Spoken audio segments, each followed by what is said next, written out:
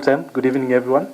Welcome to this post-match press conference, match number 119 of the Total Energies CAF Confederations Cup between Nairobi United and Wydad Athletic. And with us is our old man, Nairobi United head coach, Mr. Salim Ali. And coach, good chance for Nairobi United to win today, but at the end of the day, another loss, fifth loss in the group stages. As a team, as a coach, how do you analyze this match and the defeat today? I think it's a 3-point that we've given to Wydad. When you look at the game, first half, we had a chance of scoring at least 2 goals. When you compare the whole match, at least we've created a lot of chances. It's only to score. And of course, at the end of the day, one mistake again, a lack of concentration, then we conceded a goal. Thank you, Coach. I'll open up the floor to questions. Okay, I'll come back to you. I'll go back there. Coach just said about creating chances but failing to convert. Is it a matter of concern to you as a coach heading into the next match and, of course, the Premier League? Sometimes it is yes or no, but the bottom line is before you start scoring goals, you have to create chances. The best thing that we are doing, if you can create chances against Wydad, if you can create chances against Azam, if you can create chances against Maniema, then when we come to local, I think we should create more and try to score. And I believe when you look at our team, the forward line, purely it was only one player who was new. They are old. That is Omala Jr. When you look at Omala Senior, just came recently about a month ago. When you look at Toto, very young, 18 years old, the one who was playing offensive. Of course, Shami, not been playing, but now he's coming up very well. So at the end of the day, when you look at that combination and you create chances, so we believe that there is something that we are creating in the team, which maybe in future can be workable. Okay, go ahead. Good evening, Coach. Good evening. My name is Brian Oma from Citizen Digital. Your team appeared to control long spells of the game. It's just that where chances were failed to be converted. How do you assess the game time of the new substitutions who are also part of new signings, and also what are your expectations in the final group game of Nairobi United? What has been an inspiring but sad journey for you? Thank you. I think the bottom line is we were building team in season. We are building team against the Confederation Cup, which you don't have that time to build a team. But it was sad. We lost one of our key player. According to what we planned, Sematimba came in very well. 2 good passes, which I think could have opened up the game itself. But he got a groin injury. But at the end of the day, I believe there is a takeaways. I always say there is a learning process that Nairobi United is getting. This team is very young. When you look at the team that played today and you compare with Wydad, 99% players from AFCON. When you look at Nairobi United, not even in Chan. But I believe that for Nairobi United, I think if we can keep the same momentum, we can grow as a team. And of course, we are trying to look at the loophole that maybe in future we can try what we've said, try and reinforce the team, whereby we feel that if you get top strikers who get 1 chance, 1 goal, those are things that we always like to work on. So Dola, then we will come here, then Steve. Okay. Good evening, Coach. 5 consecutive matches without a win. That is 4 losses in a row. We talked about Sematimba, who came on as a substitute. He was among the mid-season signings, that was in January. But how would you assess your mid-season signings, the likes of Waidu, Mustafa Kiza, considering the fact that your campaign has not been a real million, especially after the mid-season transfer window? I think it's on your side that you're looking, it's not good. But on our side, we look at it in a different angle. When you bring players, quality players, there are a lot of things you're supposed to look at, a lot of aspects. But on your perspective, maybe look at things differently. But in a team perspective, always they are gelling up very well. Look at Kiza, the last 2-3 games played. Very top and talented player. Look at Muhajir against APS Bomet. He scored a goal. He's coming up very well. Look at Sematimba and look at YB. So sometimes when you say you are signing, it's not you're signing that you get result. You're signing whereby you want to make a team become stronger for a season or another season. That is the bottom line of football.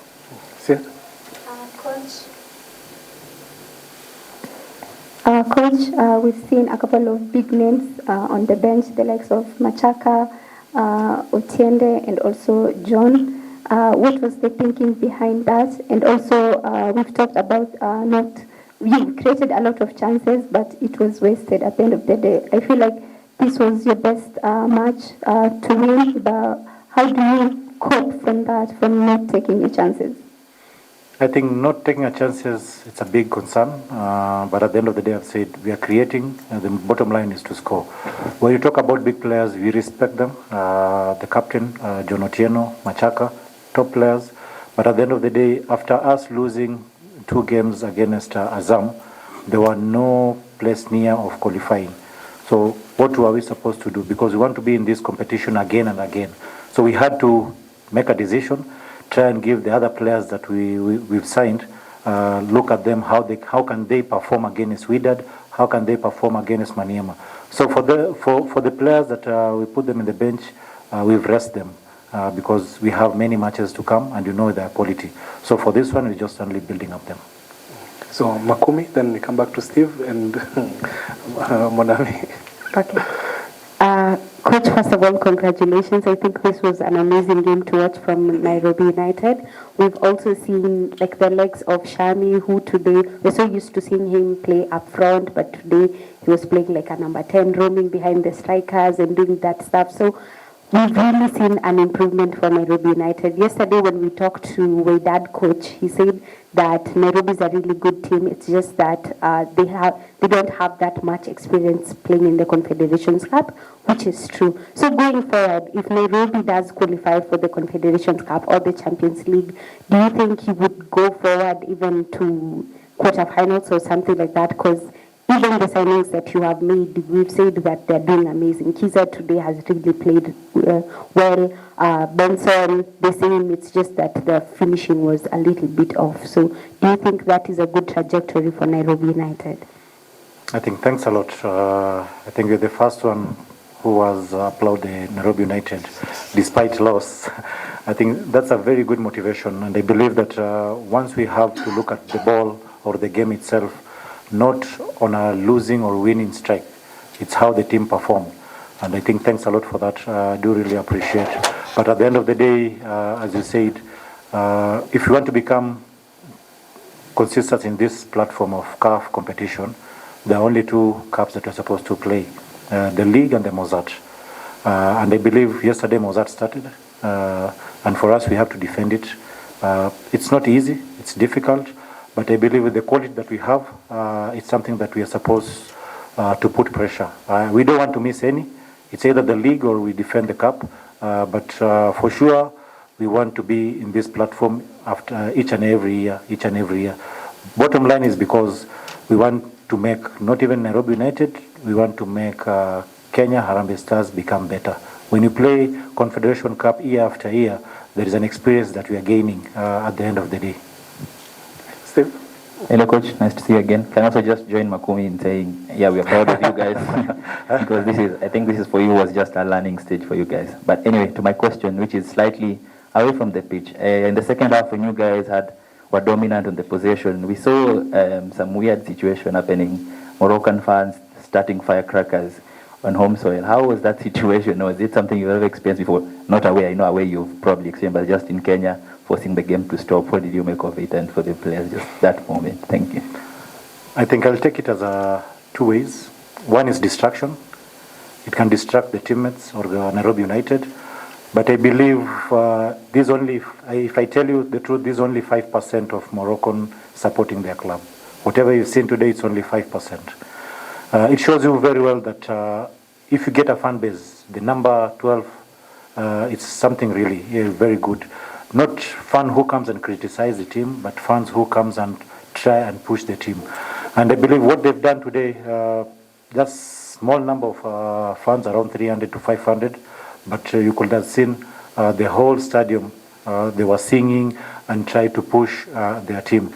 So these are the things that you're supposed to emulate. Not only playing in the pitch, but how can we make Kenyan clubs try and be supportive in and out, home and away matches? But I think we have to applaud WIDAD for that kind of support. So, Tom, then we close, unless there's someone with a very itching question.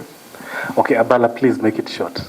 Okay, Tom, then Abala, please. Coach, so Timothy befittingly called you the old man. I'm looking at it like, how does your report look like at the end of the CAF competition? I'm seeing what Nairobi United has achieved this season.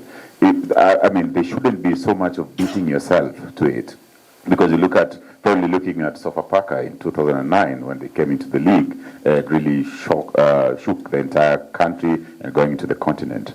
Do you look at it as a failure to score goals in the group stages, or do you look at it like really proud moment of taking the team? And then my second question, just a bit off cuff, but then you're still the old man of it. An active player just died this season, this week in the league. As a coach, how does that affect players, and what kind of lessons or kind of teachings do you guys implant into the players, or is it just about football and that's it? Thank you. I think I'll come first with the player. Sorry, it's really sad. Personally, that player, I had talked to him in December, because we were eyeing of signing him in Nairobi United. But of course, as an agreement, we were waiting until the end of the season. So as Kakamega, as Nairobi United, or as Kenyan fraternity, we've lost a very, very potential stopper. But at the end of the day, I always say football is it's not all about coach. It's not all about players. It's all about how you join together, plus the management. How do these managers or the chairmans or the president help the coaches?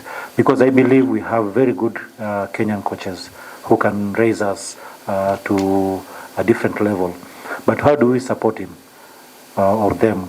One thing is, when you look at what we did, there are about 25 players and around 25 to 30 technical.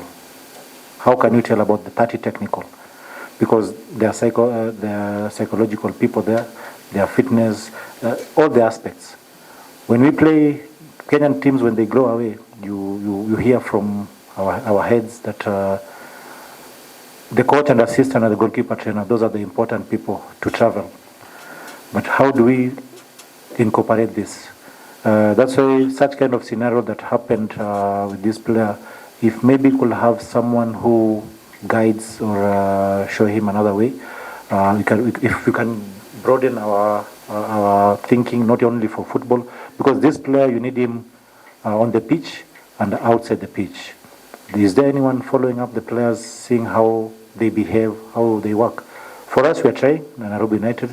There is a very big scoop of people who I can say we put like an intelligence. When someone goes out, we always get a feedback. So and so has gone somewhere. But at the end of the day, these are young boys. These are Gen Zs. We have to guide them and show them the right pathway. Coming to the first question, it's regarding the performance. I believe what you've said earlier, it's really important. Nairobi United have achieved. I think there is nothing in history of football they've done the way Nairobi United have done. When you look at 2017-2018 season where Gor Mahia went to group stage, 2019. Go back 2017-2016. Gor Mahia had won Premier League 3 years consecutive. So it shows you they had that maturity and experience of winning the league. So when going to Champions League, not performing very well, then drop back to a CAF Confederation, which was Cup Winners' Cup, then that was the time that they went up to the group stage. Nairobi United from NSL, performing wonders. Of course, NSL, maybe people can say it's a lower tie, but when you look at the cup itself, we never. It's not all about beating Gor Mahia, but how many teams of Premier League did we meet on journey beating Gor Mahia? Tusker, KCB, Marashuga, Kakamega Homeboys. It was an indicator for us whereby it showed us that not only going to the Premier League, but it gives us a confidence that we can perform very well in the Premier League. And of course, we say that, let's try and see Confederation Cup where it gets. We gave the players opportunity, which NEC and Etoile de Sahel surprises us again. I think after those 4 matches, we really changed our perspective. That's why you've seen we brought some experienced players. But at the end of the day, as you said, it's been a wonderful journey with Nairobi United. They'll still have more journey to go. And with the support of you two giving us motivation, I believe it's something good that we can work forward. Final question, Abala. I hope it's very short. I hope. Okay, thank you. Your microphone on, please. Okay, Coach, congratulations first. Thank you. I just have maybe two on player and squad development, and I wanted to ask you in terms of several players have stepped up, during this campaign. So, which performances have impressed you the most? And then, on tactical and technical growth, I also wanted to understand in terms of Nairobi United has shown resilience in tough matches. So, what tactical identity are you building for this team? Thank you. I think the tactical part, I'll just give you one answer: unstoppable. That is what we are building in the team. There is a journey that we are creating, and of course, if you can take the tactics part, the unstoppable, then of course, it's something good. The outstanding player, if I get your question right, is it one match or the whole of this campaign? For this campaign, I think for this campaign, it's all about motivation, and there are several players who they've been outstanding. When you look at Omala Junior in this level and scoring about 3-4 goals, under 19 player, I think it's an outstanding performance. When you look at Mzee, how he played today, top player. Each and every game, there are different players who perform. Leslie, he's been a consistent player. When you look at from the first game against NEC, coming up to today's match, there is a level that he has put himself, and we do really appreciate. Machaka, same thing, scoring crucial goals. But I always say, once you have players and have responsibilities, and you have a team like this one, you don't depend on one person, then at the end of the day, the success is just near. Thank you very much, dear colleagues, for your time. Thank you for your support throughout this journey. The mix zone is open, so if you wish, you can pass by the mix zone. Coach, thank you very much for your support as well throughout. Wish you guys the best when you go to Maniema for the final match. Thank you very much. Thank you, everyone. Good Thank you, everyone.